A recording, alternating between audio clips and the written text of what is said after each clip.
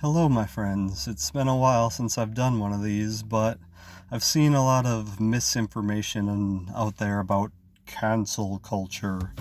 And seeing as unfortunately a lot of people get their news from Facebook memes, I thought I would just do my part to kind of dispel some of the misinformation and disinformation that's out there about what's going on and what cancel culture really is. Now, one thing that I think is important to mention is why cancel culture, as they call it, is so popular in right-wing media right now. Now, this isn't meant to be a political video, but I think this part is at least important to mention. So in politics, when bad things happen, it is always like in a politician's nature to deflect, distract, etc., etc. So you have catastrophes like, the after effects of the private power grid in Texas not only shitting out but costing people thousands of dollars because of that great free market economics they got going down there in Texas. And of course they have the fact that all congressional Republicans attempted to block President Biden's American Rescue Plan, despite the fact that congressional Democrats voted with President Trump and congressional Republicans for their version of the COVID bill some months ago. Even though Trump's bill was more expensive and gave more money to large corporations, like I said, how can they distract? How can they deflect? Oh, Antifa did it. Black Lives Matter did it. Oh, wait a second. Let's not focus on this. Let's focus on cancel culture. Those nefarious lefties are canceling everything you loved growing up. Now let's take a look at some specific examples. First, Mr. Potato Head. Hasbro made a independent decision to drop the Mr. from the Potato Head brand just to encourage inclusion, if you want your potato to be, or if you want your potato family to be gay or lesbian or gender fluid, etc., etc., it gives you that option. There was no social political pressure for them to do that.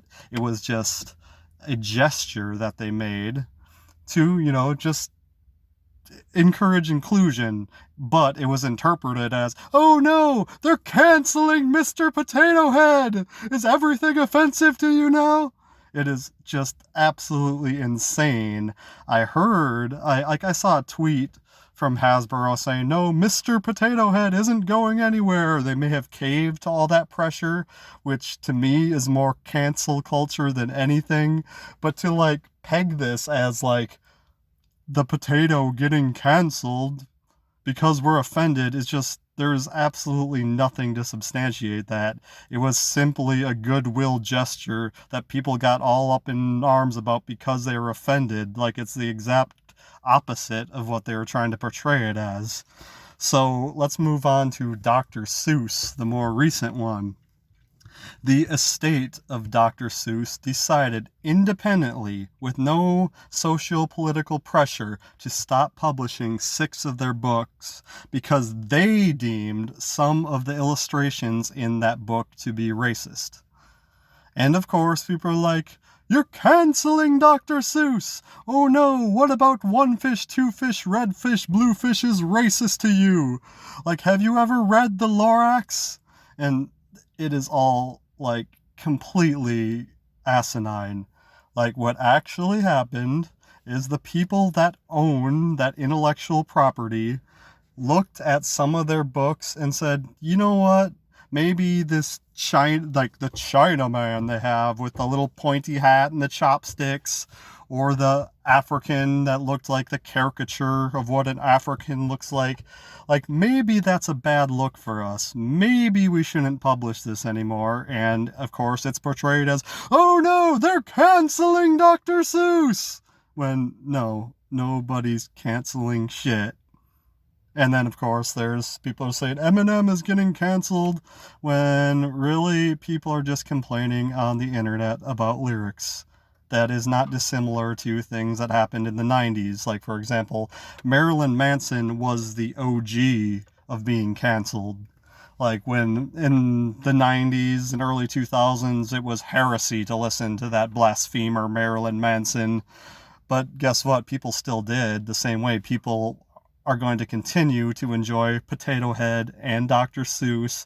And now Manson is getting canceled again. Although this time it's different.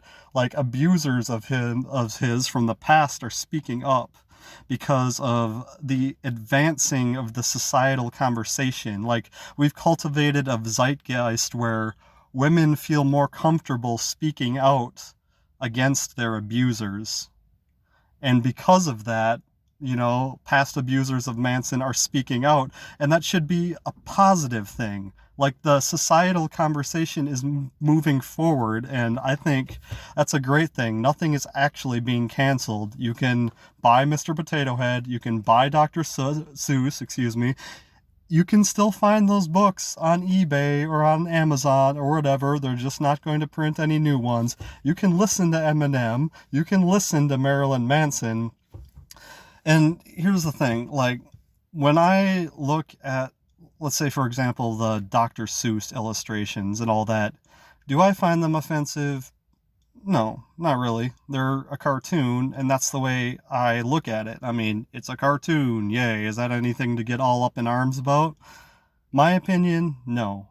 But it is not my responsibility, especially as a straight white American man, to like impose my feelings on something, like on everyone else, especially things that have nothing to do with me.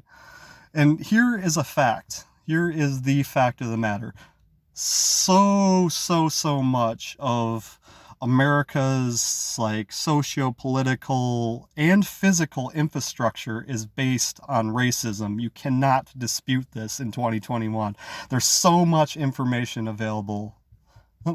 And like if the cost of like moving the conversation forward is like maybe taking a good hard look at like things that I enjoyed as a childhood and maybe say, you know what?